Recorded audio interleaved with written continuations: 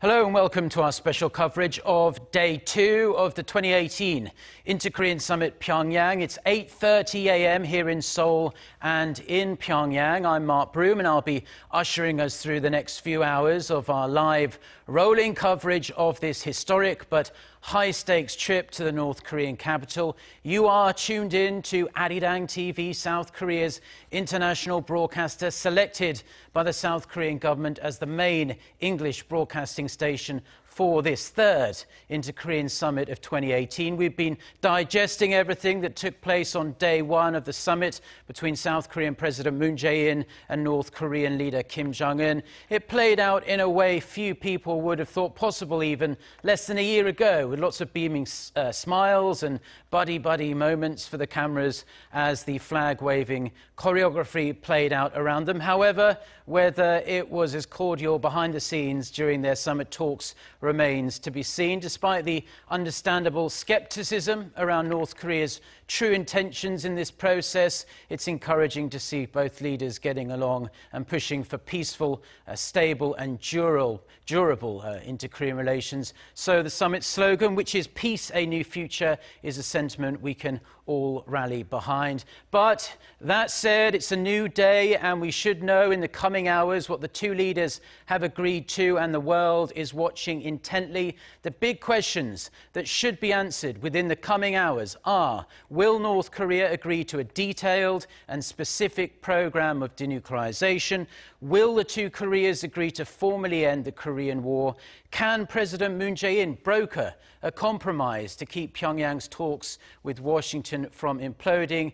And will there be a second North Korea-US summit? Huge questions, and the answers to them, if we get them this week, will have immense repercussions for the region and for the world itself. Now, we're going to connect to our Blue House correspondent Shin Se-min in just a moment's time. But once again, I'm pleased to say I'm joined in the studio by Song Se-ryong, Professor of Law at Gyeonggi University. Thank you again for joining us this morning, Professor.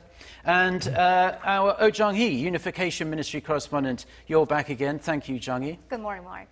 So I'd like to start with both of your impressions of day one of the summit, starting with you, Professor Song. I think it was optically very good. I think it was intended, warm embraces, and all the goodwills flying to a dizzying degree.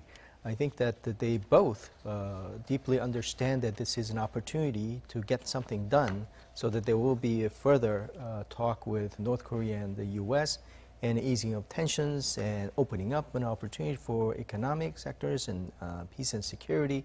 And those are all hanging in the balance at this point. So I think that they both know that they have the same goal, and I think that's why we saw that they were seemingly as friends working together yesterday.